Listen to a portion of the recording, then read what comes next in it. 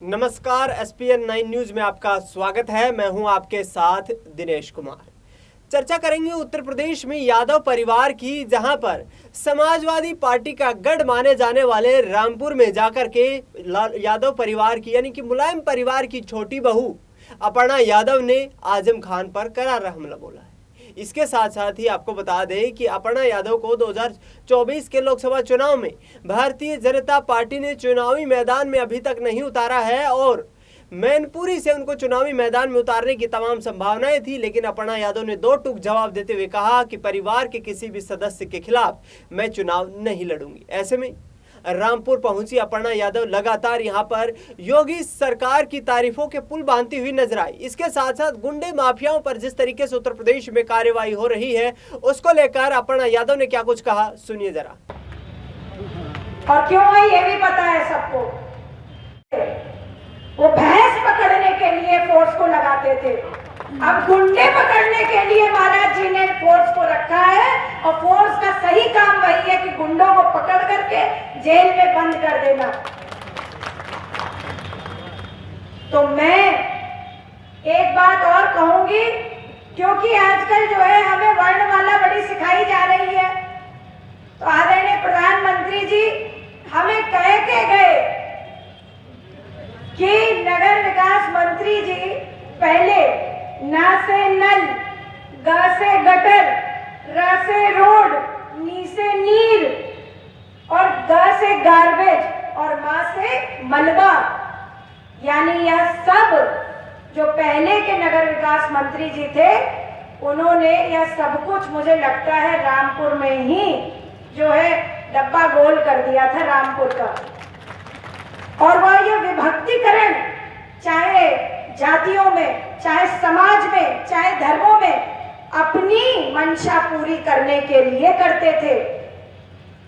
और समाज का विच्छेदीकरण जिसने भी करा है आज तक, मैं जानती हूं, मेरे यादव भाई यहाँ पर बैठे हैं और यादव बहनें बैठी हैं, मैं जानती हूं ये बात कि वो भूले नहीं है भगवान श्री कृष्ण का उपदेश कि यदा यदा ही धर्मस्य ग्लानिर्भवति भारत अभ्युत्थानम धर्मस्य तदात्मानं सृजाम्यहम् परित्राणाय साधूनां विनाशकाय च दुष्कृतां धर्म संस्थापनार्थाय संभवामि युगे युगे। हमारे भगवान ठाकुर जी ने हमें यादवों को आशीर्वाद दे रखा है कि जब जब अधर्म होगा तब तक यादव धर्म के साथ खड़े होंगे। तो आपने सुना, अपर्णा यादव साफ तौर पर कहती नजर आई कि योगी की सरकार आने के बाद उत्तर प्रदेश को छोड़कर माफिया और गुंडे भाग रहे हैं। ऐसे में तमाम मुद्दों पर चर्चा करेंगे। मेरे वरिष्ठ सहयोगी अमन जी मेरे साथ मौजूद। अमन जी, आपका स्वागत है। अपर्णा यादव के बारे में अमन जी बात करें, मुलायम परिवार की छोटी बहू हैं। यहाँ पर मुलायम परिवार को लेकर के तमाम जो है कयास ये लगाए जा रहे हैं कि लोकसभा चुनाव में परिवार एकजुट हो सकता है और अपर्णा यादव समाजवादी पार्टी में शामिल हो सकती हैं। यादव परिवार के किसी भी सदस्य के खिलाफ चुनाव लड़ने से भी साफ तौर पर मना कर चुकी हैं, लेकिन योगी की तारीफों के कसीदे पड़ रही हैं। आखिरकार किस तरीके से क्या संभावनाएं नजर आती हैं यहाँ पर? देखिए, बिल्कुल अगर उत्तर प्रदेश की बात करें, जाहिर बात है कि यहाँ पर जो मुलायम कुनबा है, परिवार है, उनकी कह सकते हैं कि लंबे वक्त से यहाँ पर जो सरकारों में रहे हैं, यहाँ पर पार्टी मजबूत हुई है, ताकतवर नेता बने हैं, लेकिन जिस तरह से अपर्णा यादव अपने परिवार से निकलकर बीजेपी में शामिल हुई, उसको लेकर दिनेश जी बहुत सारे सवाल खड़े हुए कि जब आपका परिवार या आपके परिवार की पार्टी इतनी मजबूत है तो आखिर बीजेपी में जाने की जरूरत क्या। हालांकि इसको लेकर कभी भी अपर्णा ने कोई बात तो नहीं कही, लेकिन ये जरूर कहा गया कि जो उनके पति हैं प्रतीक यादव, उनकी अखिलेश यादव के साथ में उतनी नहीं बनती है और कभी भी प्रतीक यादव ने खुद भी पॉलिटिकल तौर पर एक्टिव नहीं होने का फैसला किया। इसीलिए शायद जो अपर्णा यादव थी, चूंकि कोई बहुत बड़ा पद या बहुत बड़ा मुकाम सपा में उनको मिलता हुआ दिख नहीं रहा था, इसीलिए उन्होंने उस समय जब मुलायम सिंह यादव जिंदा थे उस वक्त उनका आशीर्वाद लेकर बीजेपी के अंदर जाने का फैसला किया था। तो ऐसे में आप समझ सकते हैं किस तरह से अपने ही परिवार के खिलाफ एक तरीके से अपर्णा यादव ने एक बड़ी हुंकार भरी थी। और उसके बाद अगर देखा जाए दिनेश जी, तो ये उम्मीद थी कि बीजेपी उनको किसी बड़े मुकाम पर लेकर जाएगी, बड़ा पद देती हुई नजर आएगी, कम से कम उत्तर प्रदेश में तो मंत्री जरूर बना देगी। लेकिन एक बार भी ऐसा मौका नहीं आया जब अपर्णा यादव को लेकर बीजेपी ने कोई बहुत संजीदा बयान दिया हो, कोई बहुत बड़े पद पर ले जाने की बात की हो। लेकिन अभी भी अगर आप देखें, जैसा आपने शुरू में कहा कि लोकसभा में लगभग बीजेपी ने अपने प्रत्याशियों का जी। अनाउंसमेंट कर दिया है और 10 से 12 के आसपास प्रत्याशी रह गए हों जहाँ पे अनाउंसमेंट करना है। और अभी तक अपर्णा यादव का कहीं भी जिक्र नहीं है। जब उनसे कहा जाता है कि भैया आप मैनपुरी जाएंगी, कहती हैं कि नहीं, परिवार के खिलाफ मैं नहीं जाऊंगी। वहीं वो कहती हैं रायबरेली से अगर बोलोगे तो मैं चुनाव लड़ जाऊंगी। लेकिन जैसा आपने वीडियो में दिखाया और जिक्र किया, जिस तरह से वो लगातार आजम खान के ऊपर हमलावर हैं और इशारों इशारों में उन्होंने कहीं ना कहीं अखिलेश यादव के ऊपर भी हमला किया। उन्होंने कहा है कि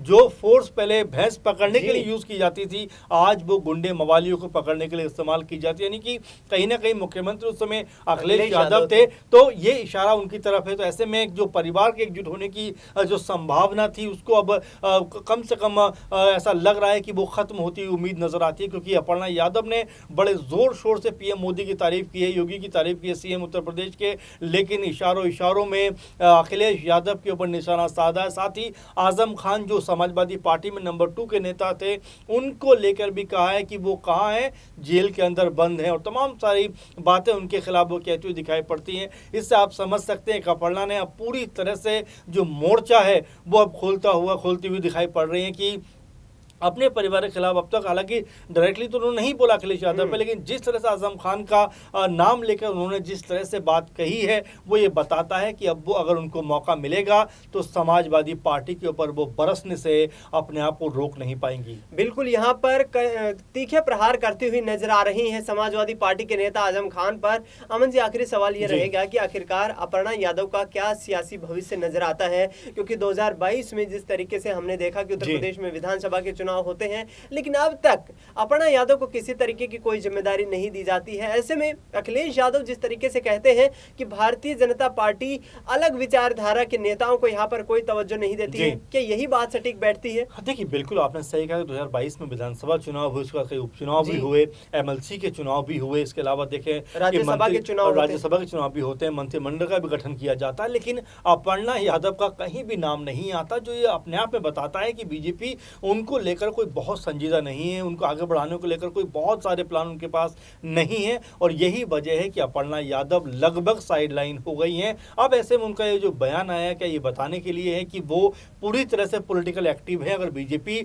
उनको मौका देगी तो जरूर चुनाव में उतरना चाहेंगे, और अगर उनको इसके लिए अपनी पार्टी, यानी कि जो कह सकते हैं कि जो पारिवारिक पार्टी है उसके खिलाफ भी अगर बोलना पड़ा तो वो बोलने से पीछे नहीं हटे। क्योंकि उन्होंने जिस तरह से आजम खान का नाम भले ही ना लिया हो, लेकिन जिस तरह से उनके बारे में बात कहकर इशारों में जिस तरह अखिलेश यादव पे भी निशाना साधा है, वो ये बता रहा है कि आने वाले दिनों में जिस तरह से अपर्णा यादव अब मुखर हो रही हैं, हो सकता है आने वाले दिनों में मुखर होती हुई दिखाई पड़े। और उससे बड़ी बात की रायबरेली में जिस तरह से उन्होंने चुनाव लड़ने की इच्छा जाहिर की है, हो सकता है कि बीजेपी अब उनको यहाँ से टिकट देती हुई दिखाई पड़े, क्योंकि रायबरेली में ऐसा बड़ा चेहरा बीजेपी के पास नहीं है।